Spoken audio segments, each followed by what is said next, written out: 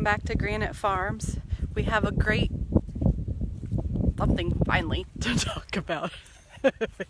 I'm walking to this sheep pen that took at least 2 months to complete because it's not complete until you put sheep in it.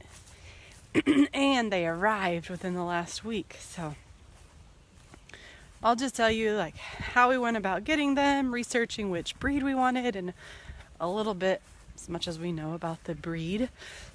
Again, we're not professionals. This is just our little hobby farm, and life on the farm can be so much fun. So I'll let you look at the animals while I talk about them. Well, those are ducks. Those are not sheep. Here we go. There's Mr. White, the bigger one. Mr. White is a ram. He's a yearling. He's a year old when we got him, so he is much bigger. And he was recently sheared. So I could go in, but if I go in, they will move. And then this video will be even harder.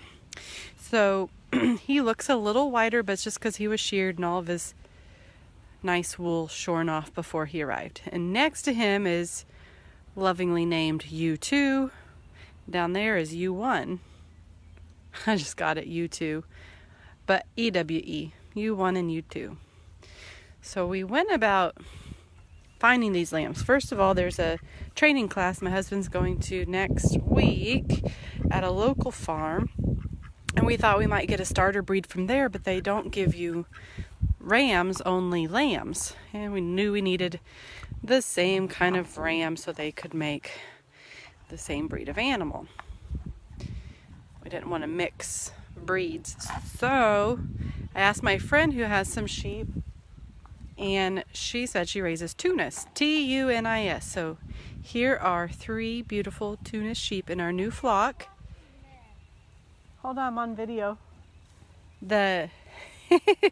So the ram came from our friend's farm. She was able to deliver for us. She drove an hour and a half in her trailer. We did pay for him, but we got this really nice. We were able to then kind of pick personality. We wanted one that would be a little more gentle and good around children. And then the lambs we found on a Facebook page dedicated to Tunis sheep. So Tunis is an American heritage breed, first gifted to George Washington from Africa or Tunisia. So the king of Tunisia, Tunis sheep. And they are well known and hardy for meat and also breeding. Oh, duck is pecking at my foot. This duck went crazy during spring season. The mallard. The mallard, yeah. He's always on our feet and picking at our legs. And my gosh, how do I calm him down besides making him dinner?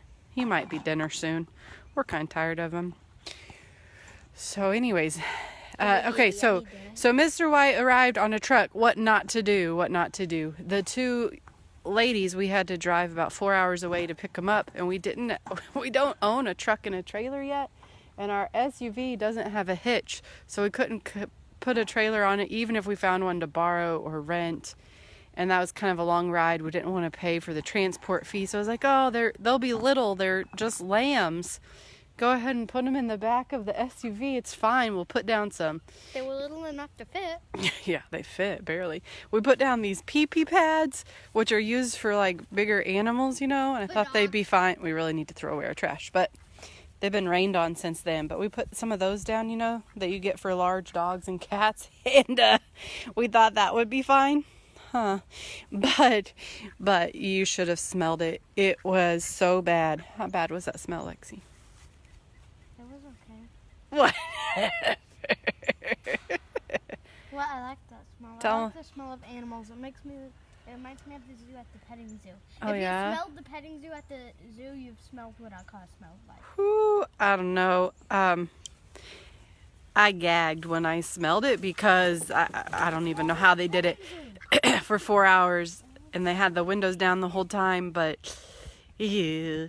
It's 4 days later, and my car still smells like sheep. When I open the front windows, it just wafts up to me. Anyway, so they got a pretty strong smell even without peeing or pooping. And don't transport them in an SUV. It's the tip of the day. Anyways, ask your friends, check your local farms, ask around, go to the pet feed store, look up postings for animals for sale, good places to find local sheep. Also check Facebook pages for heritage breeds and that kind of thing. So these guys were nearing extinction, we were told, and have been bred back to life. So yay. We plan on breeding them, keeping some, selling some, eating some. So stay tuned for Mommy, learning with us can I say as we learn something to about you two sheep. people? You want to say something to you two people? All right. So, the one with the green tag, we know one was born in January, one was born in February. The one with the green tag is littler, so we assume that was born in February. One with the green tag, and the one with the yellow tag we assume was born in January in 2021. Right. So they're not very old, are they? They're just a few months old. And February, they're already March. so big. 3 and 4 months old, and they are big.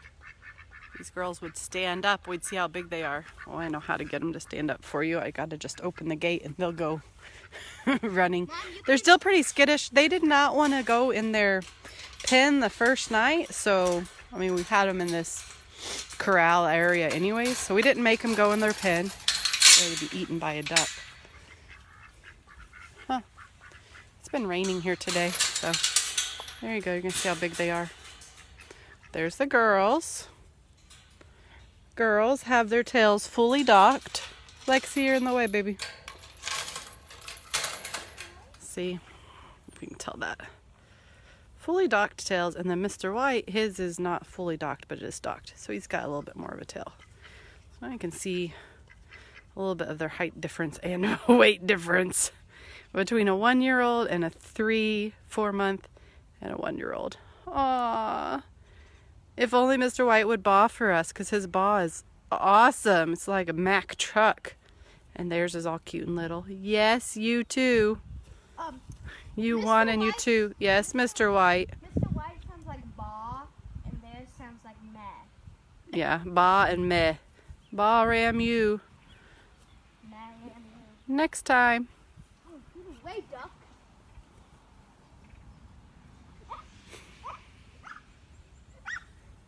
Oh, I forgot why I came out here.